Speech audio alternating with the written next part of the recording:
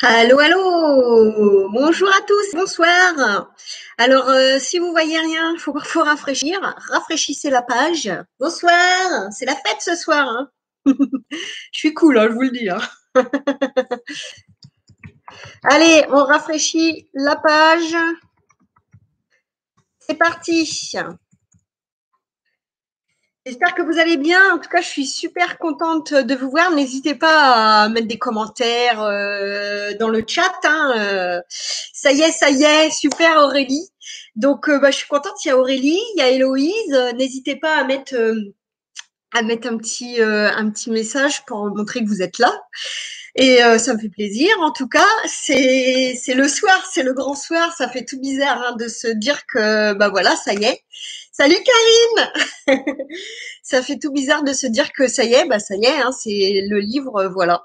Donc ça fait maintenant, ça fait un an. Ça fait un an, tout quasiment un petit peu plus d'un an. Le temps de l'écriture, de la correction, de la mise en page. En fait, la correction, la mise en page et la pochette, ça a été plus vite que tout le reste. Mais ouais, un an qu'on attend ça, Aurélie, ouais, c'est carrément ça, hein. Donc bon, je suis super contente. Alors, si vous avez des questions, bah allez-y.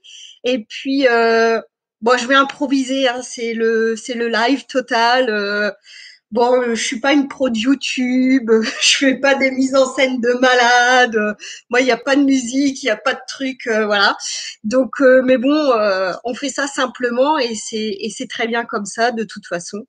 Alors, il faut que je pense à regarder ma petite webcam parce que si je me regarde, vous allez dire mais l'autre elle se regarde, elle ne me regarde pas. Ça, vous êtes là. C'est une question d'habitude, hein, voilà. Donc, alors, bah, ce qu'on va faire, c'est que bah, vous allez me poser quelques questions. Voilà, on improvise. Posez-moi quelques questions, j'y répondrai. Et puis, ce que j'ai prévu, c'est de vous lire le premier chapitre. Haha, pour vous donner envie de l'acheter, parce que bon, sinon, sinon c'est pas drôle. Et puis c'est plus sympa quand même. Donc, n'hésitez pas à me poser toutes vos questions, à mettre des petits j'aime, à partager, et j'attends vos questions. Voilà, n'hésitez pas. Qu'est-ce que vous voulez savoir?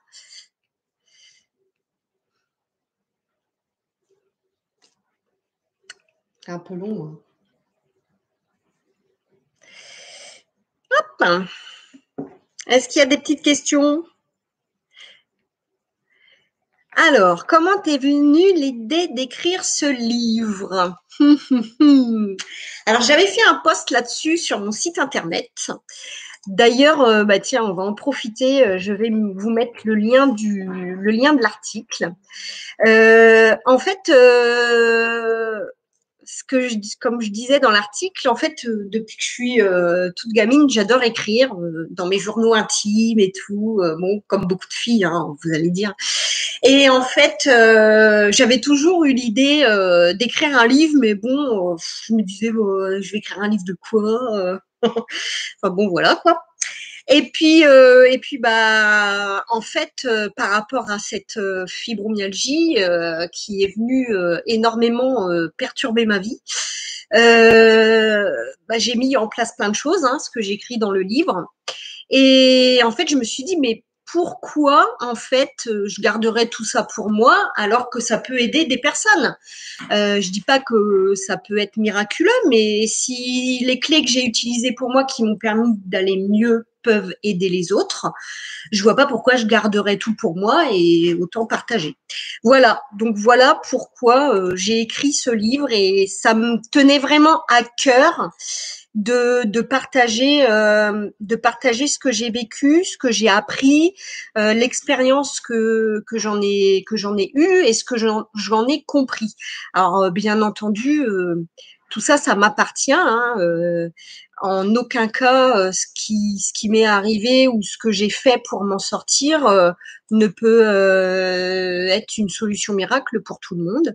Donc voilà, mais si ça peut au moins aiguiller certaines personnes sur des nouvelles voies ou leur faire prendre conscience de certaines choses, autant le faire. Voilà. Donc voilà le lien de l'article que j'ai écrit. Pourquoi j'ai écrit un livre. Voilà. Donc là, vous aurez toutes les infos.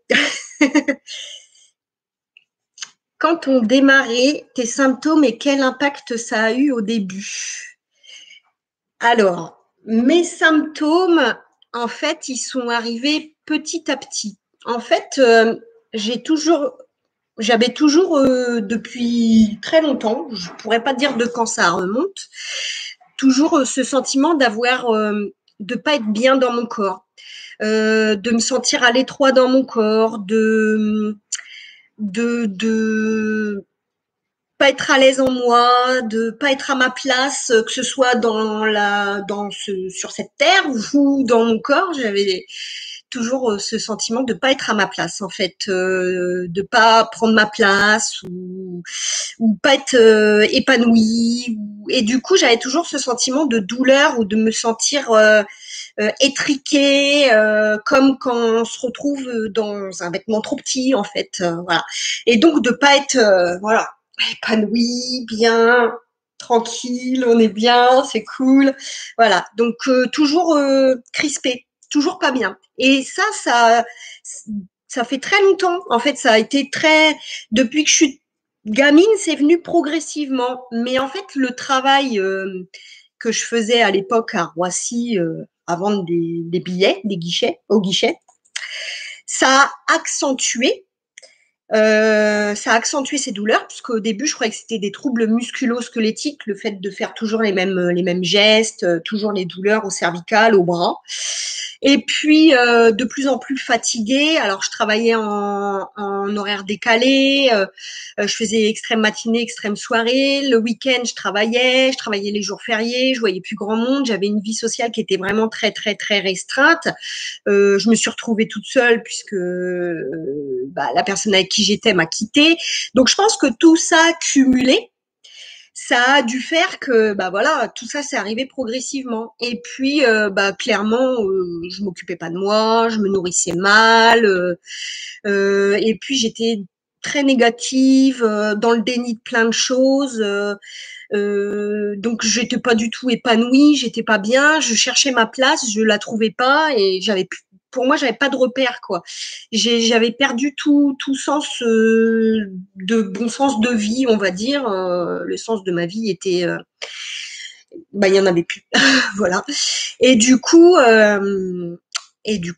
c'est comme ça que petit à petit, je me suis sentie mal. C'était un mélange, c'était des douleurs, tout le temps des douleurs, de la fatigue, comme le médecin savait pas trop ce que j'avais et qu'à chaque fois que je faisais des examens, le papier il disait que j'allais bien, hein, mais non, vous allez bien, madame, c'est dans votre tête.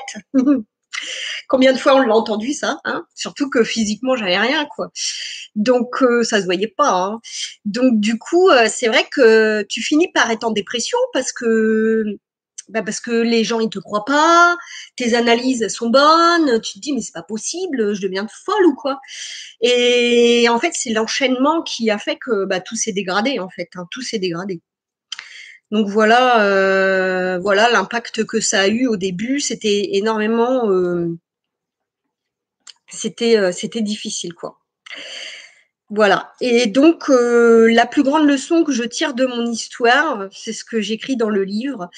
La plus grande leçon, c'est qu'en fait, moi, ce que j'ai compris par rapport à mon vécu à moi, ça m'appartient. Hein, c'est peut-être pas votre cas, mais en tout cas c'est le mien.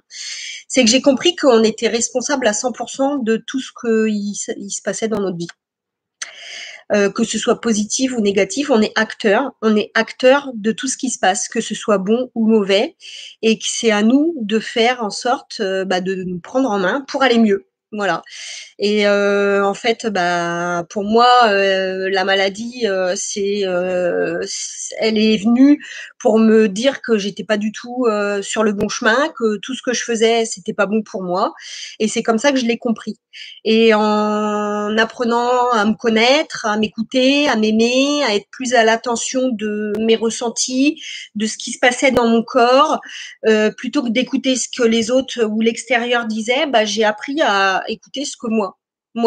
en fait. J'ai compris que j'étais ma priorité et que ce que moi je ressentais, il fallait que je l'écoute, qu'il fallait surtout pas que je le mette de côté parce que c'est comme ça en fait que pour moi que j'ai eu ces problèmes de santé. Et dès que je repars dans des travers et dès que je ne m'écoute plus, il y a des choses qui reviennent. Et là, je me dis, ah bah voilà, j'étais pas en phase avec moi-même, donc forcément, bah voilà. Et donc, c'est très important de s'écouter. Alors, je dis pas qu'il faut passer sa journée dans le canapé, hein, c'est pas ça, s'écouter. Hein. C'est des fois, c'est aussi s'enlever les doigts du cul et se booster pour se dire, bon allez, je me regarde en face et je fais ce qu'il faut pour aller mieux. Voilà. Donc des fois c'est pas simple parce que ça remue beaucoup de choses, mais c'est parfois nécessaire quand on sent qu'on a besoin d'avancer et qu'on est bloqué. Voilà, voilà. Alors, qu'est-ce que Karine, merci d'avoir écrit ce livre. C'est sûr que cela aidera certaines personnes. Mais es-tu complètement guérie aujourd'hui de la fibro? Ah. Alors ça, c'est la grande question. Est-ce que je suis guérie?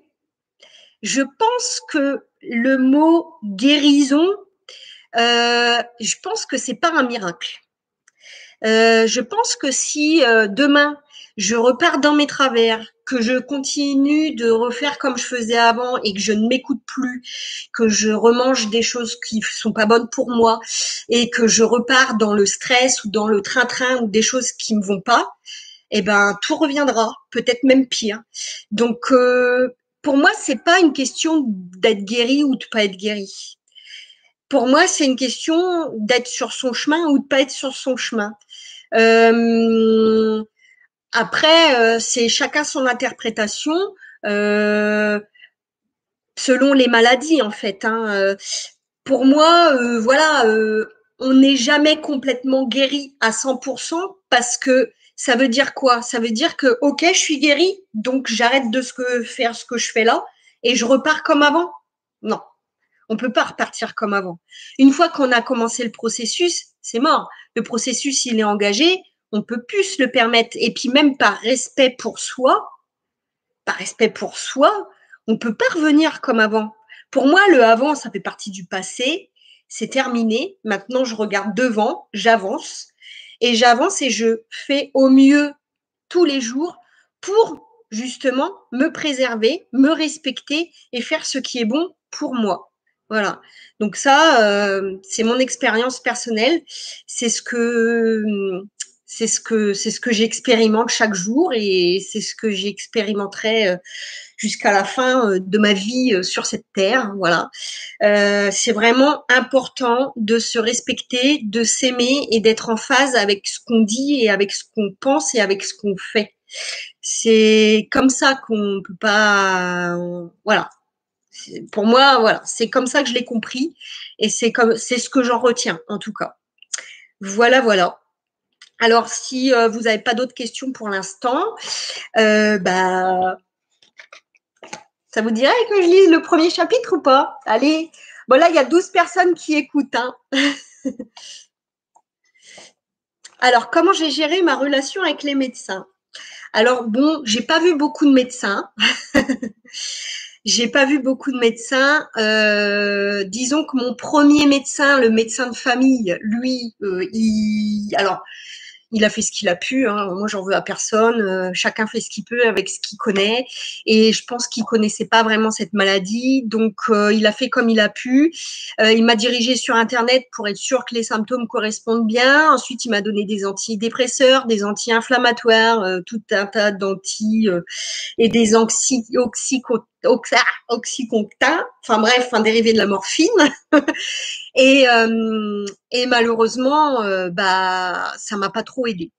Bon, alors du coup, je suis allée voir un rhumatologue à Amiens qui m'a détecté que j'étais bien fibro, qui elle m'a conseillé de passer que par des méthodes naturelles et des plantes.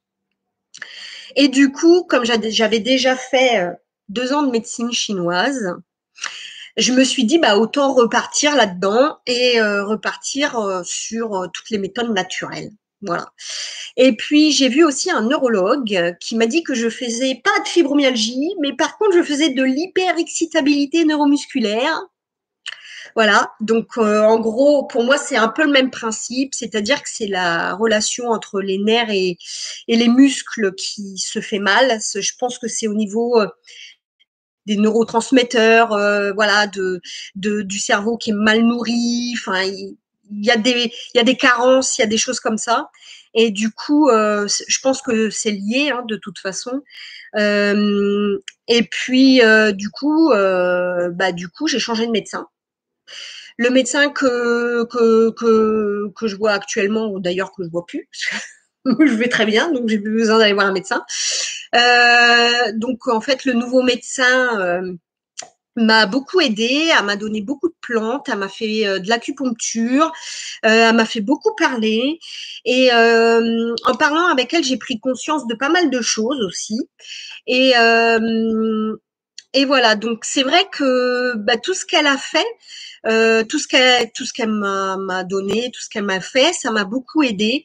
L'acupuncture, j'ai fait aussi un protocole avec un ostéopathe pendant 1 an sur la fibromyalgie, un protocole très lourd, très difficile parce que beaucoup de douleurs, mais ça m'a vraiment permis de ne plus avoir de douleur et d'aller mieux.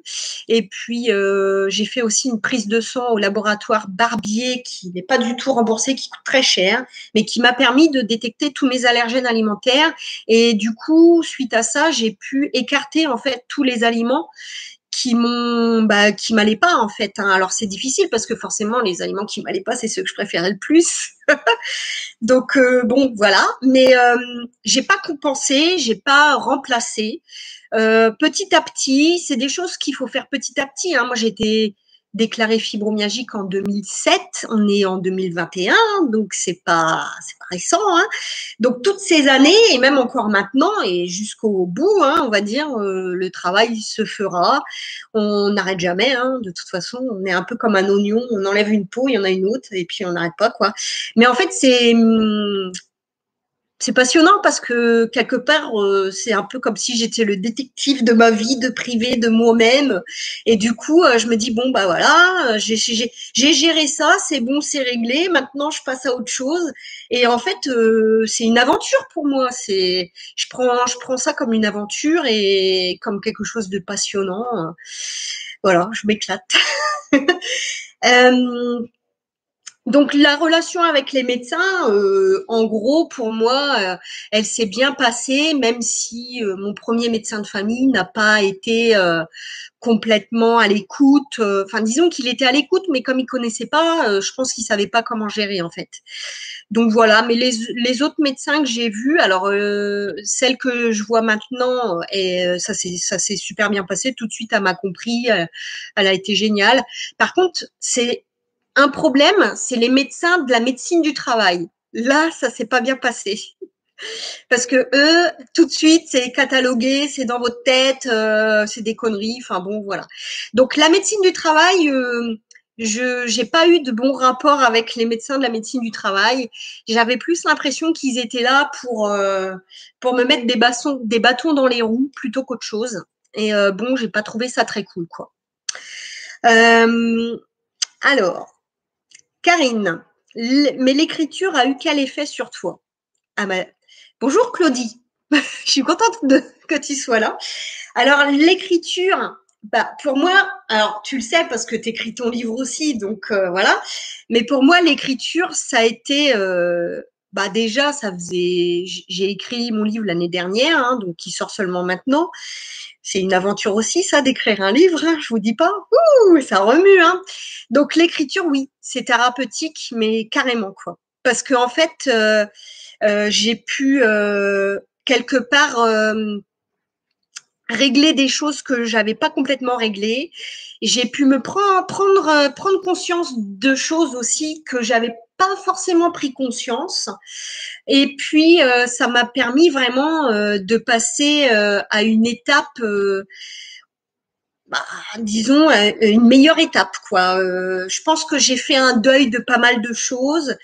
Euh, mais bon, vous verrez, faut le lire. Je suis en train de vous le vendre. Donc bon, bah là, celui-là, je peux pas le vendre, hein. Mais en tout cas, il est là, voilà. Donc, donc je vais vous le présenter. Je vais vous le présenter. Donc, en fait, c'est un livre de 130 pages. 130 pages, hein, pas 230 pages. Donc, il se lit super facilement. Franchement, il est très, très bien. Le caractère, la mise en page d'Hélène est top parce que elle a fait un super job et il est super facile à lire. Même si j'ai écrit des phrases des fois qui étaient un peu… Mais bon, faut le relire plusieurs fois. Hein. Des fois, j'ai pas compris, faut relire. Bon, voilà. Mais du coup, en fait, c'est un livre un peu un mélange en fait de livres de développement personnel. C'est un livre avec où on peut écrire interactif, genre un carnet de bord, quoi. Voilà. Donc je vous fais travailler. Je vous fais travailler, je vous pose des questions, je vous propose aussi des tests, je vous propose des exercices et bon après vous faites pas. Hein. Moi franchement j'oblige personne à faire quoi que ce soit. Hein. Maintenant si ça vous intéresse de le lire, bah voilà, il est là. Donc vous faites comme vous voulez. Moi je suis pas une bonne vendeuse, hein. J'ai pas l'impression. Mais bon, en tout cas, moi, tout ce que je raconte là-dedans, c'est mon vécu, c'est ce que j'ai vécu, c'est ce que j'ai ressenti, ça m'appartient. En aucun cas, ce que je dis, c'est la vérité absolue, c'est ma vérité en tout cas. Donc après, libre à vous d'en faire ce que vous voulez si vous désirez le lire. Voilà. Bon, allez, on passe au premier chapitre hein, parce que c'est pas le tout, mais ceux qui veulent regarder la télé après, ça va être chaud. Hein. Allez. On arrête de plaisanter. Premier chapitre. Bon, avant le premier chapitre, il y a des choses, mais bon, si vous l'achetez, vous le saurez. Hein. Je ne vais pas tout vous dire non plus. Allez, je bois un petit coup de tisane quand même, parce que de parler, ça donne la bouche sèche.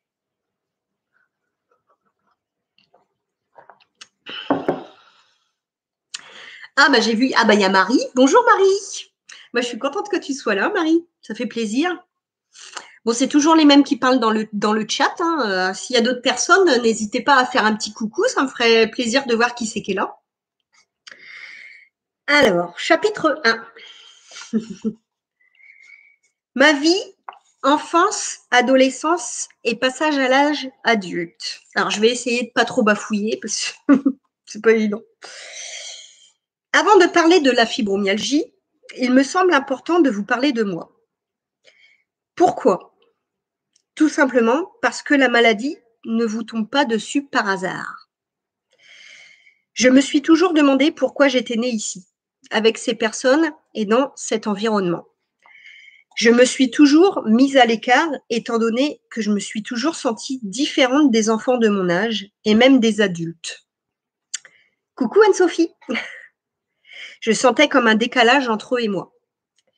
À l'école, je ne comprenais pas les autres enfants, leurs réactions, leurs agissements, et en grandissant, cela n'a pas changé. Le comportement des autres m'a toujours posé problème. En fait, j'ai toujours pensé que soit je n'étais pas d'ici, de la Terre, soit j'étais certainement plus vieille, plus mature, plus sage que les autres. Les actes malveillants, la méchanceté des enfants entre eux, les moqueries, je me suis toujours demandé pourquoi ils faisaient ça et à quoi ça leur servait. Quelquefois, j'étais là physiquement, mais mon esprit n'était pas présent. Il était comme déconnecté de cet univers ou en mode pause, pour attendre que les moments qui ne me convenaient pas se terminent et que je me retrouve enfin avec moi-même à faire ce que j'avais envie de faire. Je n'osais pas parler aux gens. Même à ceux que je connaissais, j'avais peur. On disait souvent que les enfants ne devaient pas couper la parole ou déranger les adultes. Alors je respectais et je n'osais pas le faire. Je rougissais et ne savais pas quoi dire. Je bafouillais. Les autres se moquaient de moi. Alors je me taisais. Il n'y avait que lorsque j'étais chez moi, dans un environnement réconfortant, que je me laissais aller à être moi-même avec quelques personnes de confiance et encore. Quand je me lâchais, je lâchais tout. J'étais un vrai clown qui allait souvent trop loin. Trop, voire trop loin. Très, voire trop loin. J'avais pourtant déjà une grande volonté. J'ai fait de la danse classique. J'aimais beaucoup ça, mais j'ai pourtant décidé d'arrêter pour me consacrer à l'école. Petite, je suçais mon index gauche. À 7 ans, j'ai décidé que je ne le sucerais plus et je ne l'ai plus sucé. À l'école, il n'y avait pas que mes camarades de classe qui étaient bizarres et se comportaient bizarrement. La maîtresse aussi. Elle a même cru que j'étais dyslexique. Je ne sais vraiment pas pourquoi elle a cru cela, était-elle médecin ou orthophoniste pour poser ce diagnostic. Le problème, c'est que nous sommes entourés de gens que nous voulons mettre dans des cases. Seulement, je ne rentre dans aucune case. Je suis moi, je suis unique, ce qui veut dire que je suis différente de tout le monde. Pas vous? Si vous me dites non, alors là, vous continuez à me sembler bizarre. Quand j'étais au collège, une fois, à la récré, mes camarades de classe m'ont touché les seins. Je ne sais pas vous, mais pour moi, c'est intrusif et irrespectueux, et encore plus bizarre. Quand vos parents vous achètent des vêtements à la mode pour ne pas que les autres élèves se moquent de vous, je trouve aussi ça bizarre. Quand on me dit « j'espère que tu ne m'annonceras pas un jour que tu aimes les femmes », je trouve ça encore très bizarre. Quand ma grand-mère, bon, elle est plus de ce monde maintenant, hein, quand ma grand-mère me disait « j'aimerais que tu me fasses un petit enfant avant que je ne meure », je trouve ça super glauque. En plus, ça fout la pression. Et quand on me dit « ce n'est pas normal que tu sois toujours célibataire, tu dois être difficile » ou ça cache quelque chose, ça aussi c'est bizarre. Au final, je pense que malgré le fait que je sois unique et que j'en sois fière maintenant, je trouve la plupart des autres personnes vraiment très bizarres dans leur unicité normale de ce monde modelé de normes. Ah, ça c'est une phrase, ouais. C'est une phrase qui tue ça. En ressortant mes vieux journaux intimes, je me suis rendu compte que, hormis le fait que je me sentais différente, j'avais surtout un besoin incommensurable d'être aimée. J'étais sans cesse amoureuse d'un amour sans espoir, trouvé, égaré, imaginé, idéalisé, rêvé. Bref, l'amour des autres et surtout d'un autre était le thème de toutes mes doses et overdoses de chagrin, de mélancolie et de tristesse. Pourtant, je n'ai pas été attirée tôt par le sexe opposé, étant donné que l'on m'avait dressé un tableau pas élogieux du tout des hommes, sûrement volontairement pour me protéger. Malheureusement, j'avoue, ça m'a bien bloquée. Lorsque j'étais petite, j'avais dit à une amie d'enfance, plus âgée que moi, je ne sais pas si elle est là, peut-être qu'elle écoutera la vidéo, que plus grande, je voulais être clown. Bon, c'est plutôt raté. Même si j'aime bien faire la fofolle de temps en temps, un peu comme vous, non? Ah non, ne me dites pas non, je trouverais ça bizarre. En fait, j'ai eu une période clown triste pendant mon adolescence. Vous savez, le blanc, l'Auguste. Je pense que durant une grande partie de mon adolescence, je n'étais pas heureuse et épanouie. Comme l'a dit une médium que j'apprécie beaucoup, Estelle, celle qui cherche son père, son repère. C'est tout à fait ça. Je me suis sentie perdue durant une très grande partie de mon enfance, mon adolescence et à l'âge adulte, jusqu'à mes 40 ans. Je pensais que ce qu'on me disait était la vérité. J'écoutais et je suivais les conseils bêtement, sans me poser de questions. Je ne savais pas ce que je voulais faire dans la vie. Je ne savais pas qui j'étais. Je découvrais mon corps et mes réactions par rapport à ce que les autres me disaient. Je ne me posais jamais de questions. Je me laissais vivre comme une rivière qui coule et qui ne sort jamais de son lit. Quand on me demandait « Que veux-tu faire dans la vie ?» ou « Qu'en penses-tu ?» je ne savais pas quoi dire.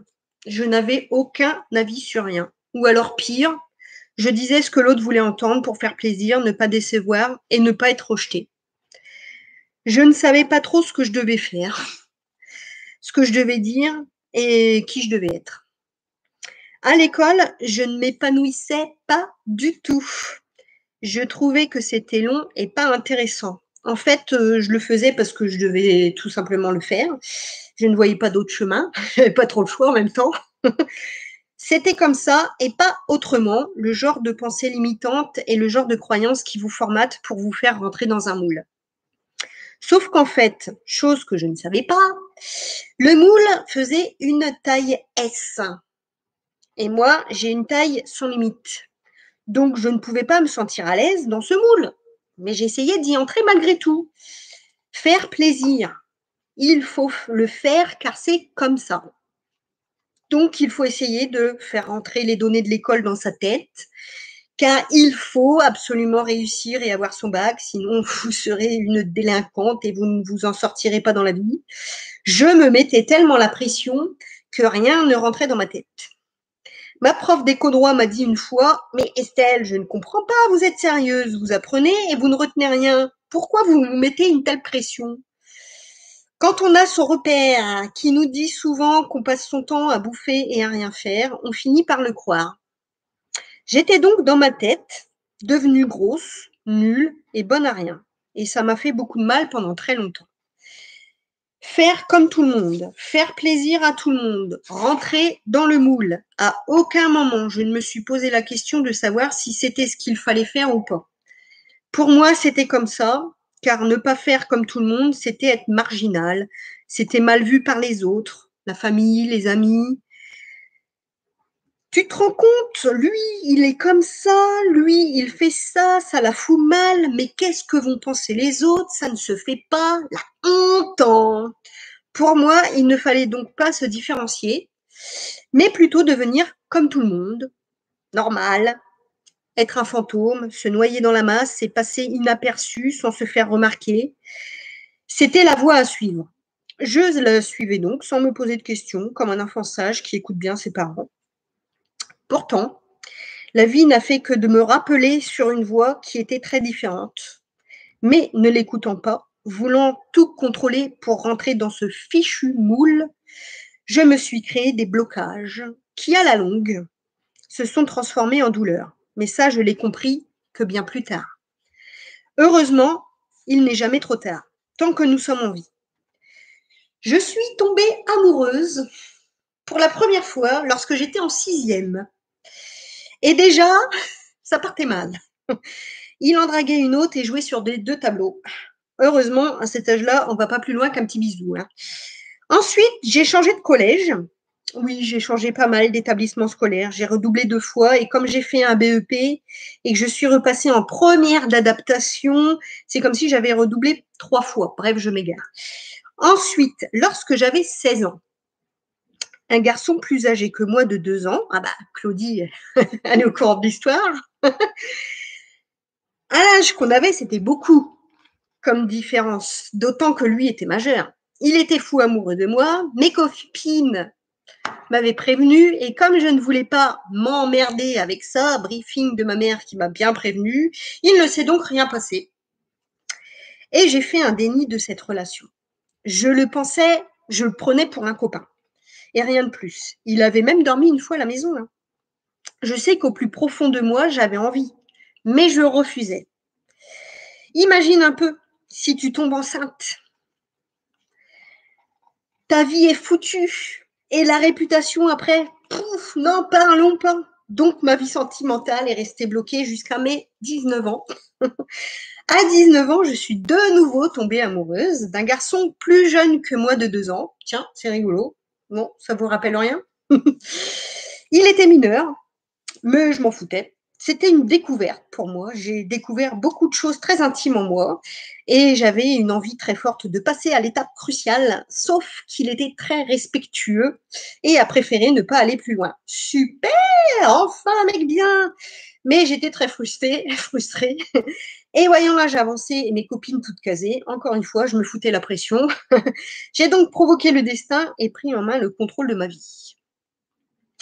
À 20 ans, j'étais casée et prête à me marier, acheter une maison et fonder une famille. Tout ça dans l'ordre, bien sûr, et j'y tenais.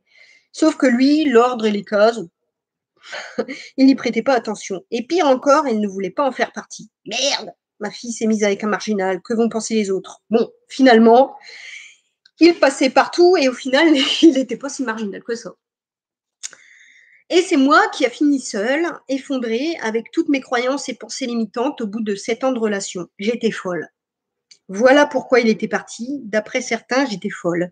Oui, j'ai été folle de ne pas avoir été moi et d'avoir cru bon de faire et penser comme tout le monde pendant 7 ans. 7 ans, le cap fatidique qui au final m'a libérée, délivrée, alors que je n'en étais pas encore consciente. En fait, depuis que je suis toute petite, du plus loin que je puisse m'en souvenir, j'ai toujours senti que j'étais guidée, que mon esprit me délivrait des messages, mais bien sûr, je ne les écoutais pas. Forcément, quand un garçon vous plaît et que votre Estelle intérieure vous dit n'y va pas, ce n'est pas bon, vous, qu'est-ce que vous faites? Bah, vous y allez, après tout, qui ne tente rien n'a rien, hein. Bon, bah, c'était pas bon, je me suis bien ramassée, j'en ai bien souffert et j'ai appris que je devais écouter plus ma voix intérieure. Et non, tous les hommes ne sont pas mauvais. Je suis juste allée vers quelqu'un qui me renvoyait quelque chose que je n'avais pas guéri. Et ça, je l'ai reproduit au moins 10 fois, si ce n'est plus. Oui, je suis comme ça. Moi, j'aime bien aller là où ça fait mal, hein. Tant que je n'ai pas compris le message, j'y continue. Alors oui, j'ai contrôlé beaucoup de personnes, surtout moi, et j'en ai blessé en agissant ainsi. Sur le moment, je ne me rendais pas compte. En fait, je me rendais compte de rien, car j'agissais selon mes croyances et mes pensées limitantes. Et même si certaines personnes me reprochaient mes agissements, mes comportements, je ne comprenais pas. Tout en agissant ainsi, je subissais toujours les croyances et les pensées limitantes de mes proches qui, involontairement, bien entendu, continuaient à avoir la main mise sur mon mental et mon comportement. Et oui, j'étais devenue la Wonder Woman de certains. Je m'occupais de tout, sauf de moi. Je gardais en moi cette colère qui devenait de plus en plus grande, que je ne comprenais pas et que je n'arrivais pas à exprimer. S'exprimer, dire, communiquer ce que l'on ressent. Je ne savais pas comment faire. Je ne l'ai jamais appris. Bah oui, il faut faire comme tout le monde et ne pas faire de vagues. Alors on garde tout en soi et cette colère grandit à l'intérieur de soi jusqu'à devenir un volcan prêt à jaillir à tout moment. Sauf qu'il ne se passait rien dehors et heureusement, je pense que j'en aurais tué quelques-uns. Tout était dedans. L'accumulation de ne rien dire depuis tant d'années, de faire comme tout le monde, de subir, car c'est comme ça, de reproches, de réflexions, ne sachant pas quoi et comment faire, j'ai tout gardé en moi, comme une fille sage. La plupart des gens, qu'ils soient proches ou non, ont des avis contradictoires. Un jour, ils disent quand tu étais avec lui, on l'aimait, puis un jour, alors que je n'étais plus avec, oh finalement, il n'était pas si bien. Bon, la vie des autres, ce n'est que la vie des autres. Le plus important, c'est ce que moi je ressens finalement. Sauf que les dés étaient pipés dès le départ, car je suis allée contre mon ressenti en me disant « Oh, je peux me tromper ». Et si quelqu'un m'avait dit de ne pas y aller, bah, j'y serais allée quand même, hein. Cette période donc de fin de couple, avec le début du célibat, m'a permis de voir la vie sous un nouvel angle. Je découvrais la vie autrement et au fond de moi, ma voix intérieure me l'avait déjà dit. C'était ça ma vie. Je devais apprendre à vivre seule, à tout faire seule et à m'aimer seule pour mieux avancer. J'avais beaucoup de mal à l'accepter. J'étais encore dans le déni, alors je continuais à m'accrocher à mes croyances. Alors que j'étais en perdition totale, j'ai fait la connaissance de Denise par hasard, même si je sais maintenant qu'il n'y a pas de hasard. C'est une amie qui me l'a présentée. Denise m'a parlé de ce qu'elle faisait et cela a été une véritable révélation pour moi. Pour la première fois de ma vie, je savais ce que j'avais envie de faire et ce que je voulais faire. Denise a appris la médecine chinoise. Elle m'en a parlé passionnément et j'étais en admiration devant cette femme, son vécu et cette médecine que je ne connaissais pas, une médecine venue de nulle part qui débarque dans ma vie et qui me captive totalement. Je me suis inscrite à une formation et j'ai appris pendant 2 ans la médecine chinoise, la relation des organes entrailles en lien avec les émotions, les méridiens, les poids d'acupuncture, apprendre à piquer les points, la manipulation du corps humain et le massage chinois, le tuina. La première fois que j'ai massé, j'ai ressenti une énergie, une sensation en moi que jamais je n'avais ressentie avant. Pour moi, le massage thérapeutique chinois fut une révélation, comme un autre sens qui s'ouvrait en moi. Je me sentais moi, vraie, complète, entière. Puis, faute de pratique et d'apprentissage technique suffisant, car peu de personnes autour de moi désiraient être des cobayes, j'ai échoué à mon examen d'acupuncture. Mon travail non épanouissant et non valorisant me prenait beaucoup d'énergie, car je travaillais les jours fériés, les week-ends, payé au SMIC, ne voyant plus personne puisque mes repos étaient en semaine. Mes horaires ne me permettaient plus de voir qui que ce soit en dehors des collègues avec qui j'avais lié une amitié fraternelle. Durant les périodes où je n'allais pas bien,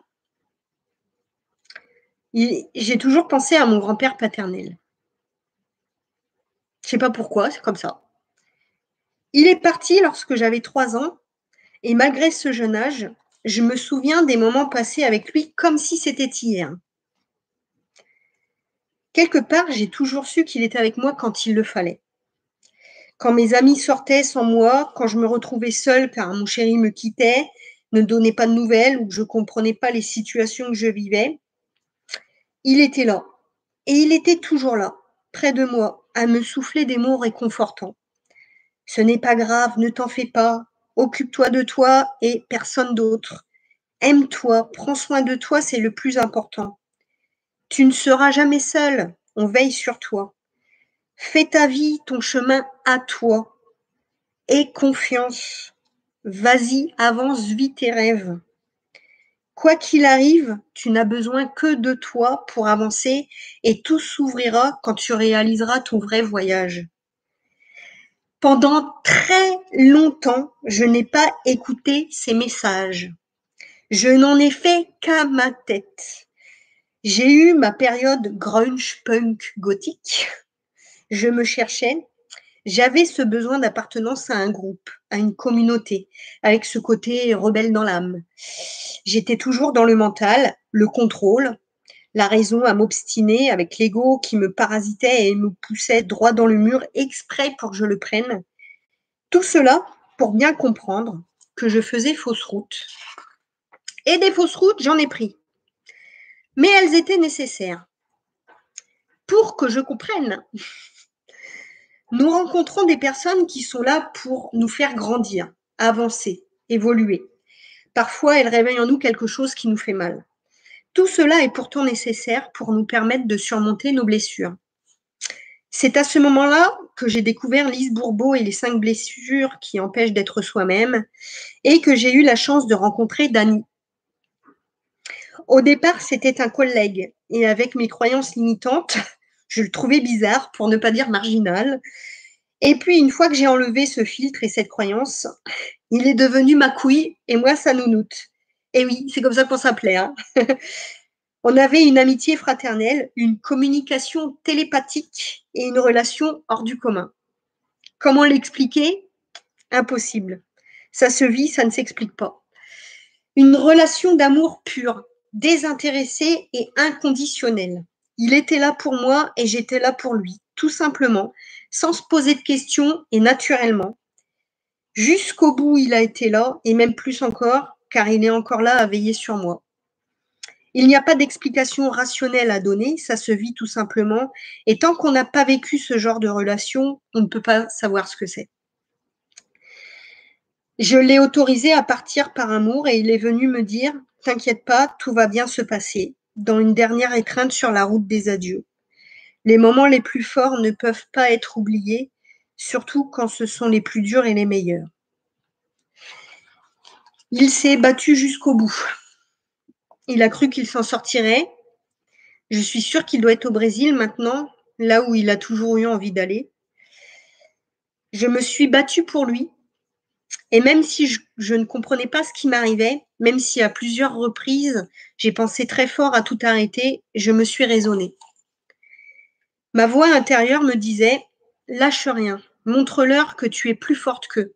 Tu vas leur montrer qu'ils se trompent, qu'ils ont tort, et que tant qu'on est en vie, on peut tout réussir. » Je sais que j'ai raison, quoi qu'il arrive, ma vie, mon corps m'appartiennent et personne n'a le droit de me diriger et de me manipuler.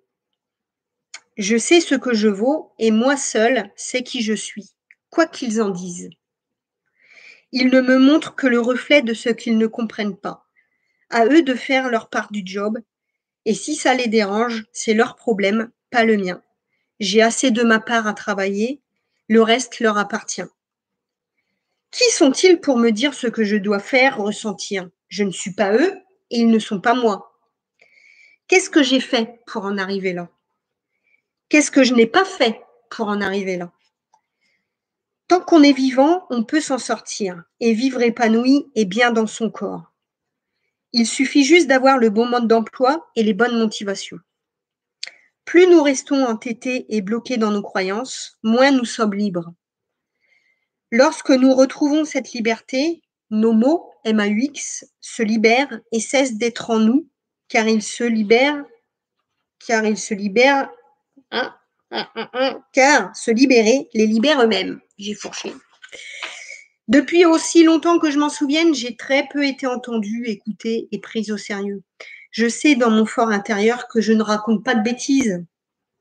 Seulement, entre ce qui se passe en moi et ce qui sort de ma bouche, j'ai souvent le sentiment de ne pas être comprise.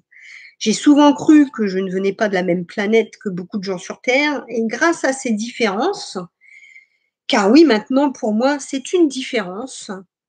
Oui, je sais que je suis différente, je l'accepte et j'en abuse, bref, je m'assume totalement. Je suis moi, unique.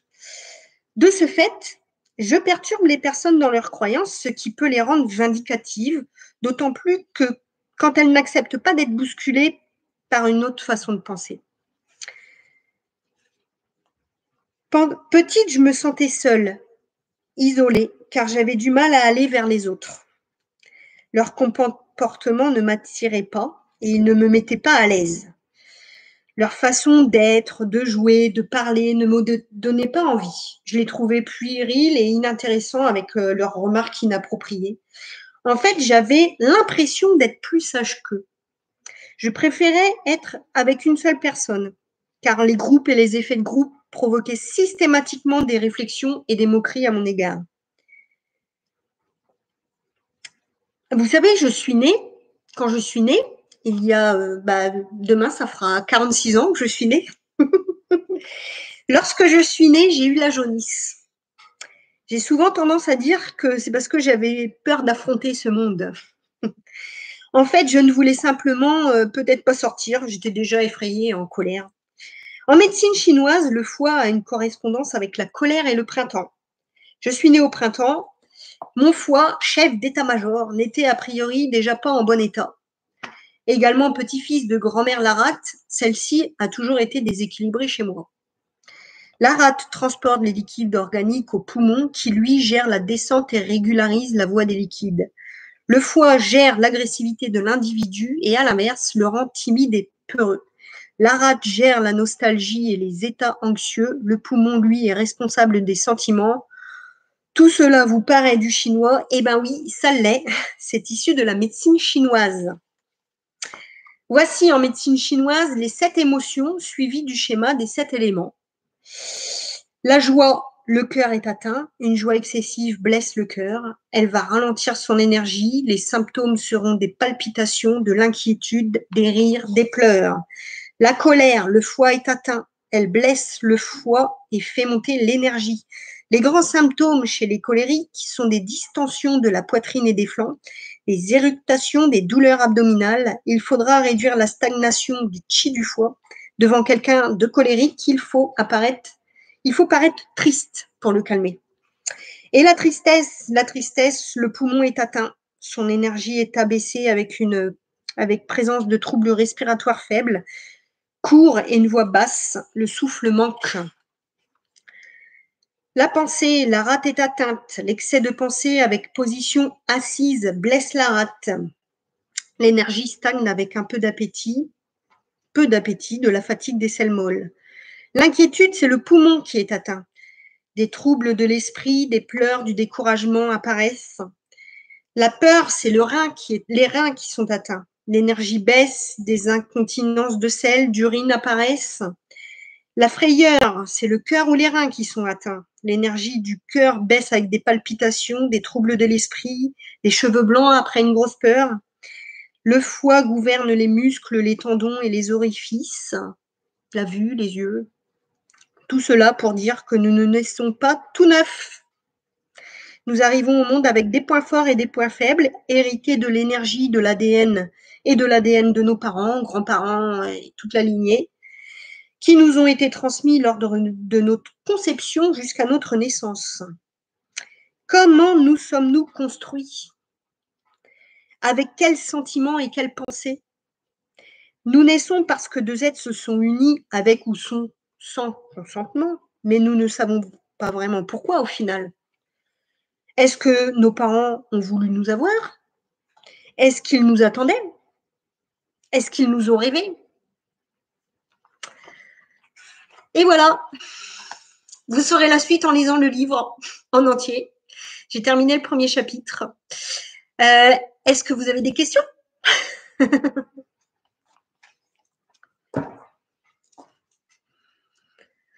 J'espère que ce premier chapitre vous a déjà donné des petits éléments qui peuvent vous parler aussi. J'ai vu Héloïse qui a mis cela me fait tant penser à ma vie. Et je sais que Aurore, elle est là, et je sais qu'Aurore, quand je lui ai lu en avant-première le premier chapitre, elle m'a sorti la même chose. Ça me parle trop, quoi. Donc, bah oui, Karine, hein, mettez des likes pour Estelle. Ah, tu me l'achètes, je l'achète si tu me le lis en entier. Bah écoute, tu m'invites et puis je te le lis, hein, y a pas de problème. T'as en plus les petits commentaires parce que bon, c'est sympa avec les petits commentaires. Donc bah n'hésitez pas si vous avez des questions. Merci Aurélie. Pas de souci Marie. Bah merci beaucoup. En tout cas, je vais vous mettre le lien pour l'acheter. Alors. Par contre, juste à titre d'information, le lien là, c'est pour le livre numérique parce que j'attends la validation d'Amazon pour la version papier. Elle n'est toujours pas validée aujourd'hui, donc je pense que ce sera le cas dans la semaine. Donc, si c'est pas demain, ce sera dans les jours qui arrivent, hein, c'est sûr. Donc, en cliquant sur le lien, vous avez la possibilité de l'acheter en numérique. Mais je pense que pour l'achat papier, ce sera le même lien. Hein. Pour l'instant, bah oui, Aurore, hein, c'est sûr que comme je l'ai vécu, c'est pas pareil. Donc voilà. Alors, je voulais vous donner une petite information. Pour toutes les personnes qui achèteront le livre, je vous réserve un petit cadeau. Donc, je vous mets l'information dans le chat. Pour toutes les personnes qui achèteront le livre, alors je vous demande de m'envoyer une preuve d'achat ainsi qu'une preuve de vos avis. Alors, j'ai mis 5 étoiles parce que j'espère bien qu'il y aura 5 étoiles. Je vous enverrai un lien. Je vous enverrai un lien pour recevoir un cadeau. En fait, je vous ai préparé un petit cadeau pour vous remercier de vos achats et de vos avis. Donc, bah, n'hésitez pas. Merci, hello. Donc, n'hésitez pas à m'envoyer donc votre lien, enfin votre preuve d'achat et d'avis. Bah écoutez, vous pouvez le faire par mail, vous pouvez le faire sur message privé, par les réseaux sociaux, SMS pour ceux qui ont mon numéro de téléphone, etc. Et je vous donnerai le lien pour accéder à un cadeau que je vous ai préparé. Voilà. Donc, pour les personnes qui veulent le livre dédicacé, bah, dans ce cas-là, dès que vous l'avez acheté, vous me le dites et puis je viendrai avec plaisir boire un petit café avec vous et vous le dédicacer. Ça, voilà. Donc, bah, vous me prévenez. Hein, dès que vous avez acheté le livre, vous me montrez la preuve d'achat, la preuve d'avis. Je vous envoie le petit cadeau et on se bloque une date et n'hésitez pas. Et puis, je crois que c'est tout. Et puis, je crois que c'est tout. C'est déjà bien. Alors, Aurélie, c'est quoi ta prochaine étape, Estelle? Ah, alors, ça, c'est à la fin du livre, mais j'ai déjà commencé à mettre en place les choses.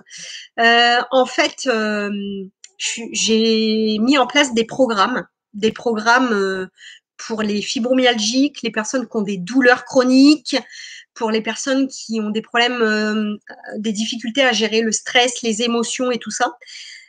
Donc il y a des programmes qui sont, j'ai mis en place 2 programmes qui sont prêts. Donc si vous êtes intéressé c'est pour les programmes. Alors dans ce cas-là, je vais vous mettre le lien. Hop, alors attendez, il faut que je trouve le lien. Je vais vous mettre le lien et puis alors donc le voilà, copier le lien, tac. Donc je vous propose via ce lien un rendez-vous téléphonique de 45 minutes pour faire un point si vous êtes fibromyalgique, si vous avez des douleurs chroniques, si vous êtes quelqu'un de stressé et qui n'arrivez pas à gérer vos émotions. N'hésitez pas, vous cliquez sur le lien, vous prenez un rendez-vous. Sur le lien, vous trouvez la date, l'horaire qui vous convient, et puis on fera un point, c'est complètement gratuit, au téléphone sur votre situation, et pour voir ce qui peut être le mieux, le plus adapté pour vous au niveau naturel comme accompagnement. Et je peux vous proposer aussi des accompagnements personnalisés, adaptés, rien que pour vous, par rapport à votre problématique. Donc n'hésitez pas. Voilà la prochaine étape.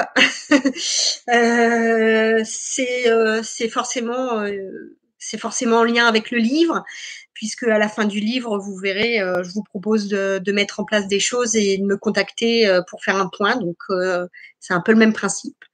Voilà. Anne-Sophie.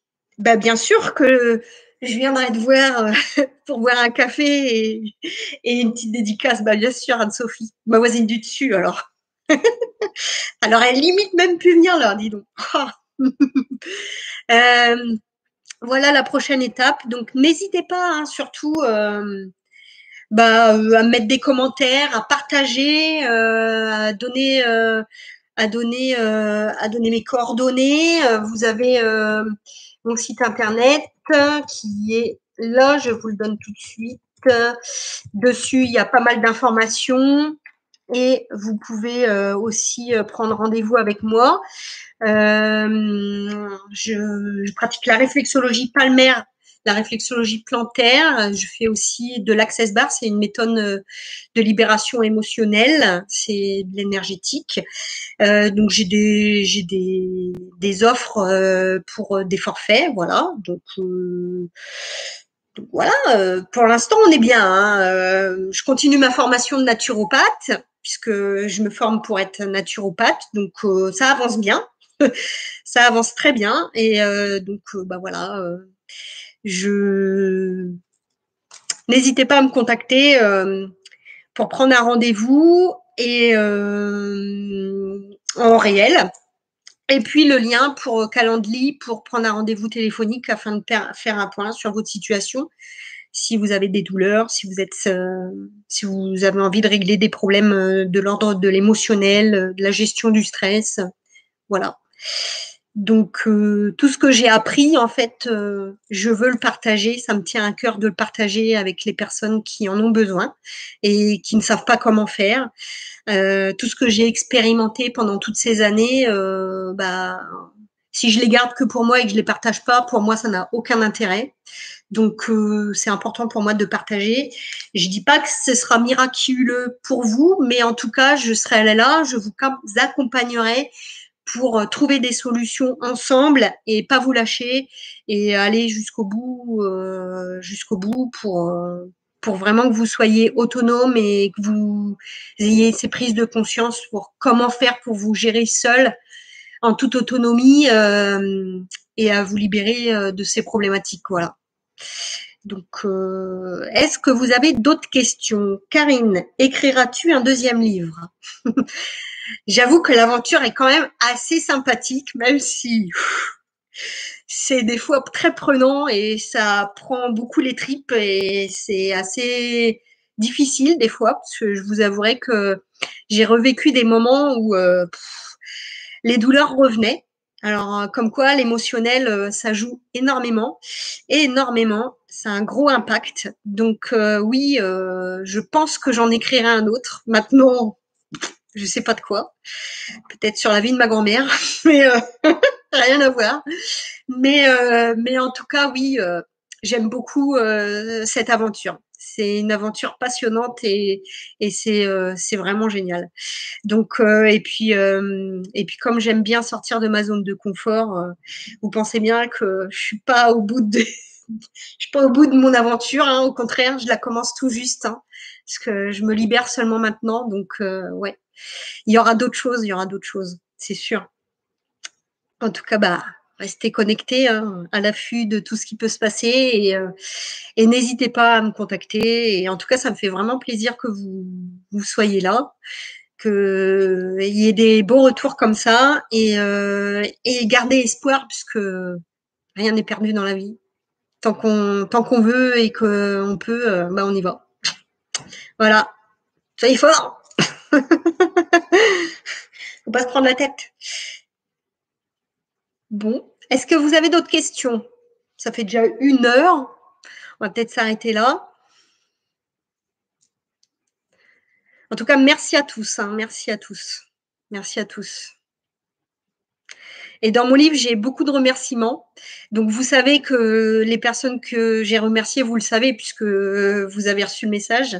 Je me suis vraiment, j'ai tenu à remercier toutes les personnes que j'ai citées dans mon livre une par une, que les personnes que je connais ou que je ne connais pas, les personnes qui m'ont inspirée et qui sont relativement connues et qui m'ont répondu. Et ça, vraiment, c'est fou. Quand on a David Lefrançois qui nous répond, ça fait quelque chose. Donc ouais, franchement, j'attends pas forcément qu'on me réponde, mais quand on me répond, bah, ça fait plaisir. Donc merci à tous parce que bah, sans vous, je ne ferais pas ce que je fais là et sans moi non plus d'ailleurs. Bah merci Aurélie, merci Aurore. Merci Héloïse. Et puis, bah, ça me fait plaisir que vous soyez venus, hein. Et puis, bah, pour toutes les personnes qui regarderont en replay, bah, merci à toutes. Et puis, de toute façon, je laisse la vidéo. Les commentaires le chat sera laissé, et puis les commentaires aussi. Et, euh, et je remettrai le lien dans le descriptif pour l'achat du livre en papier, en fait, quand il sera sorti. Voilà, donc n'hésitez pas à cliquer sur la petite cloche pour recevoir toutes les notifications et vous abonner, car il y a certainement des choses qui vont continuer sur YouTube pour moi. Donc si ça vous intéresse, bah n'hésitez pas, hein, vous serez informés. Et puis vous aurez l'info pour le descriptif pour le lien pour le livre quand il sortira en papier. Voilà. Merci à tous. Et puis, je vous souhaite une belle aventure sur votre chemin de vie. Éclatez-vous et faites ce que vous avez envie, ce qui sort du cœur, surtout. C'est très important. Voilà. Merci à tous. Bonne soirée.